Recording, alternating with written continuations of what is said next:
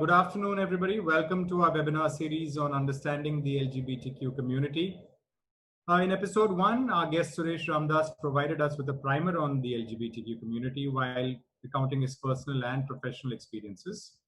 Today, we're discussing the historic Supreme Court judgment, Navtej Singh Johar versus Union of India, that read down Section 377 of the IPC and decriminalized homosexuality in India. Suresh will also discuss how LGBTQ friendly corporate India is, and this is based on some data that we have from before the historic judgment, and what more needs to be done at the workplace. So without further ado, let me bring Suresh in. Suresh, welcome. Thank you so much, Anthony.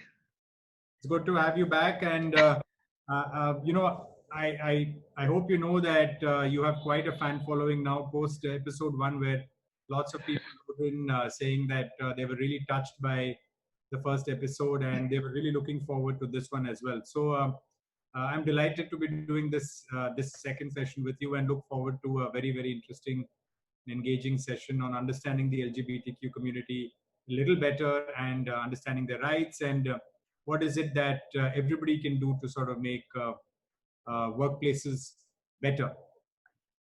So over to Great. you. All right. Thank you so much. A very warm welcome to everybody. Happy Friday. And folks who are joining in for the first time, my name is Suresh Ramdas. My pronouns are he and him. And as what Anthony said, yes, as part of the 3 series, kind of working out and trying to get a little more understanding of the LGBT community to everyone. What the battle has really been. So last webinar I spoke, as Anthony said, I did speak about my coming out story, a little bit about the history as well. Everybody knows, yes, Section 377, what it's all about, but ideally what it was called. So it was called as the Buggery Act of 1533, but that was implemented in 1861, which criminalizes sexual activities against the order of nature. Now, since 1861, yes, there have been a lot of conversations around, this whole law being there, because everybody knows, India was a very diverse and inclusive country with its own issues, but then we never really, had problems with people for who they were.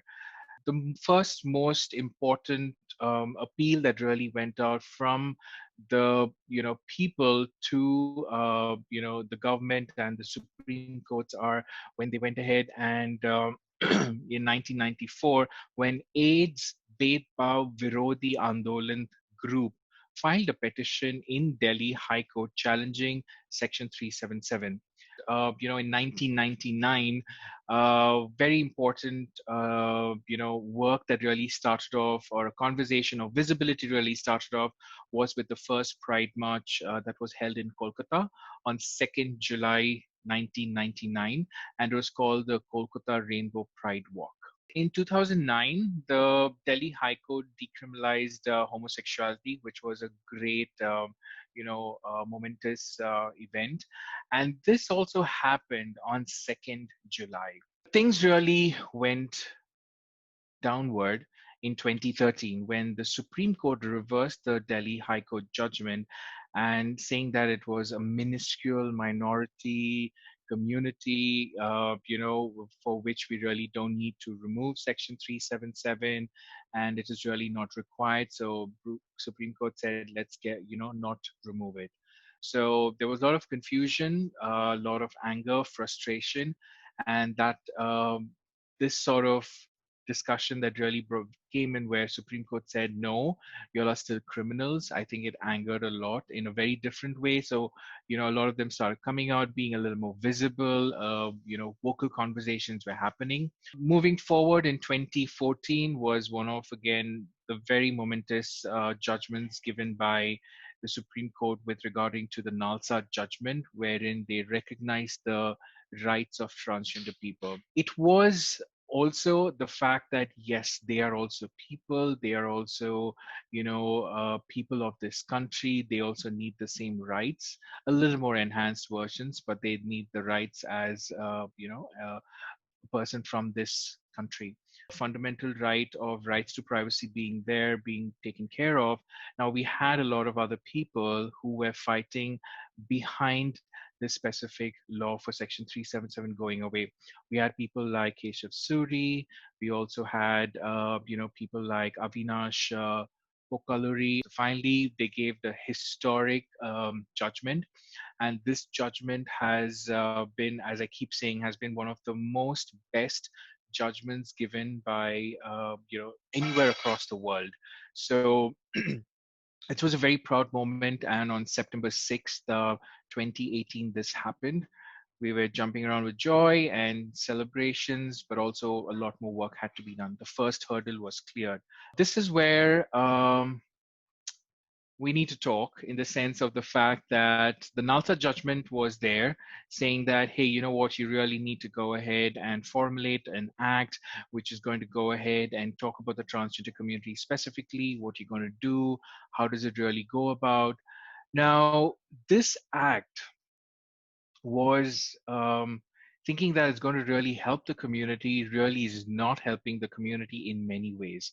The Act does not specifically protect transgender persons from sexual harassment, and punishment for the sort of murder or rape of a transgender person is I think between 6 months to 2 years, which again is compared to what punishment is there in the IPC. This is it doesn't really make sense. The Act is also silent on civil rights, marriage, civil partnerships, adoption, property rights, which is true also for all members of the LGBTQ community, but particularly for transgender folks as well.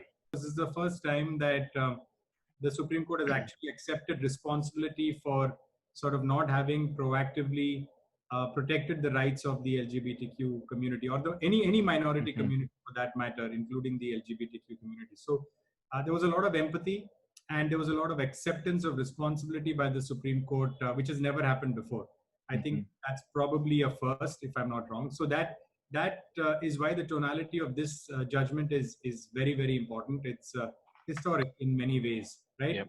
All arms of the Constitution have a very important role to play: the executive, the parliament, the judiciary, etc. Right? So that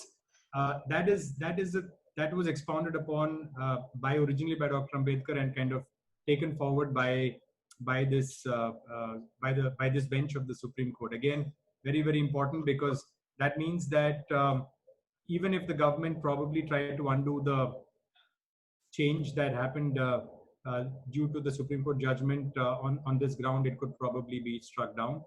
Again, connected to that, very important, the doctrine of non-retrogression, which sort of was the Supreme Court's way of bulletproofing the judgment, to say that once rights have been given, they cannot be taken back or taken away. Again, a hint to probably the parliament or the government of the day that you should not try to undo what the powers or the rights that the Supreme Court has given to the citizens under this order.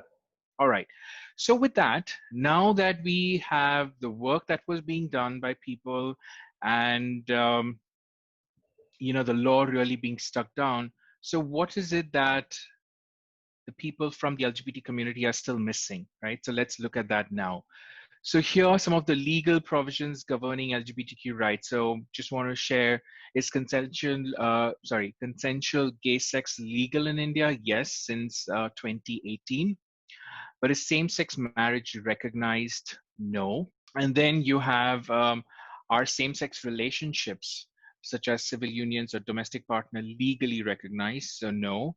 Are there explicit, statutory protections to protect LGBTQ individuals from discrimination? No, there's no law as such, except for a fact that, the Transgender Rights to Act is again calling that out and telling them that you should not discriminate trans people in any form, which is good. So for now, it's only for the trans people. And then, are transgender or intersex people legally recognized according to their gender identity? Yes. Are overseas same-sex marriage civil unions recognized? As I said, if you're getting married outside and coming down here to India, it was not recognized. Or anybody who comes and settles from abroad, and if they are in a same-sex marriage or civil unions, it is not going to be recognized. Are LGBTQ individuals able to inherit property of their same-sex partner or spouse? No. Can LGBTQ individuals make decisions on behalf of their partner or spouse who is incapacitated? Now, anything with regarding to same-sex partners or spouse, with this, I would, categorically call out, even with the fact that medical insurance or health benefits, if your partner, for now, if my partner is going to be in the hospital, I do not have any seeing rights or visiting rights. I would be treated as a friend, and that's pretty much it. And I would not be in any form of decision making for him. Are there laws to protect LGBTQ plus individuals from employee discrimination? For LGB and others, it is not there. For the transgender community, we do have, again, as per the law. Are intersex babies and minors protected from non-consensual conversion surgery? Yes, but this is only applicable in Tamil Nadu. Now, lastly, a couple of more here. Do same-sex couples have adoption rights? No. Are we allowed to serve openly in the military? No. And is gay conversion therapy banned? No. Can LGBTQ plus employees be covered by in-house benefits, policy safeguards, grievance redressal mechanisms? Yes. As I said, the employers have, no issues in going ahead and providing support to their employees, especially for LGBTQ employees, by having health benefits or same-sex partner benefits, housing, whatever it is. The organization can really decide and go forward from there. So I just want to again bring this out. I know that there was, a tough phase, and then we had 2018 where we had the happy phase, but 19 again for the trans people, not a great time. With that, we still have so much more to do. So in that movement, yes, a lot of the states and cities have started coming out with pride marches, and they are having those walks, trying to say we are as visible, we are very much here, we're going nowhere. And right from 1999, where Kolkata had their first pride march, and then in 2008 we had Delhi, Chennai, Bangalore starting off, and even Mumbai as well, starting off their pride marches.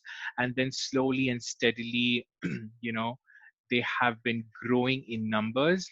I think I after 2019, I think there have been a lot more tier 2, tier 3 cities as well joining in the bandwagon of having those pride marches. So as many pride marches as we can have, I think the visibility, the conversations are really going to get going. With that being said, we don't have any specific date for which, where. So as and when the team that decides to have those pride marches in new places, they decide and go on with that. Otherwise, these are predominantly the dates which you see are very much fixed for those respective states. Now that we've got a society perspective of what's happening out there, let me go ahead and take you all to what's happening at workplace. Right, it's very important for us to get an understanding of what was happening even before September 6, 2018. Were organizations really trying to be inclusive or not? Were they not? Or if they were, what were they really doing? This is just to give you all an overview on what is happening. So this report has been taken again from Community Business. So they've done this deep dive report for LGBTQ companies and for people out there, and they've come up with a narrative. And this narrative was done with 39 companies participating in it. So before this information, or the next series of information that you would see, is only prior to 2018, September 6th, when the judgment was delivered. So again, now this narrative is changing, for a simple fact is now I think organizations have identified that we can support and enhance the community by doing CSR activities again, which is corporate social responsibility. Can they also be tagged under CSR activities and really promote? Because I know there is a specific percentage of your budget that needs to be going ahead for your CSR activities, so they are getting that under this mainstream and carrying out those conversations and programs. Now, can we influence others who are working with us, be it clients, be it suppliers, anybody who's working with us or we are working with them? Can we influence them? So 38% of them have really driven or had those conversations. Work needs to be done, a lot of work in the society, in the corporate structure as well. And we want more companies to really participate and learn something. So I guess, yeah, it's not that I'm kind of promoting community business here, but it'll be a great opportunity for all the organizations who've never participated to be a part of this, you know, report, so that you all can see where you all are at, and then really keep improving, having those strategies, having those guidelines that can help you all get promoted and move forward in this journey of inclusion. Do want to go ahead and call out the references that I've used for this webinar is again the Alternate Law Forum's Right to Love document, Community Businesses DNI India Best Practices Benchmark Report 2018, and lastly the Pride marches that you saw across all over India was picked up from Feminism in India article. I'm so happy. Yes, Anthony, I've been on time today. Yes, absolutely. Exactly on time. And this is perfectly timed. I have a question. Ish. So, Yes. Yeah. um, uh, the survey, the survey that we were kind of referring to, is it an annual survey? Is it going to be conducted this year? Can you shed a little more light on that? Or Yes. Yeah. So they do this survey on a yearly basis. Apparently, if you all are planning to do for 2020, which will again be having data of last year, I think you have exactly 12 days because their last day is on 22nd. So uh, I can share that information with you all as well. sure. For other people, I think for signing up and being a part of it, for the report, you can go ahead. It's for free. But I think if you want to really participate and be a sponsor and all, there are charges for that. Understood. But it's a great opportunity for you to know where you stand among various Yes. companies, and you will definitely get to learn as well. I think we got a quick one coming in. Sumali is saying, overwhelmed to know where we stand and what needs to be done. Thank you, Thank Suresh. you. Best with your presentation. Thank you, RM team. Thank you so Thank you. much. Thank you for the kind words. Kitbok is asking, sir, what about the infrastructure facilities like separate toilet for LGBT to make a more inclusive environment in the workplace? Right. Thank you so much for calling that out, Kidbox. So, with regarding to separate toilets, so this is where I give everybody a great opportunity. I would say it's one of those low-hanging fruits which you can really, kickstart and get that delivered or done. Now, in India, again, we are more fortunate than compared to the Western countries because they have a restroom which is male and female, but it also has a person with disability in the same stalls, right? But in India, we have called out and said, no, you have to have a persons with disability restroom separate, and only one person at a time can go in. Now, in your workplaces, it is a must as well. Now, I have tried to sell this idea to a lot of other organizations, and within my organizations also, I have, told them that, what happens when you bring your kids to work or when you bring your parents to work? What if the father brings the daughter or the mother brings the son to work? Now, where are they going to really send them off to? Would you want them to go to the same restroom as the parent, or do you want to send them with the stranger? Now, wouldn't it be lovely to have a restroom where just one person goes, in the sense they can take the kid or their parent along with them to help them out and provide that.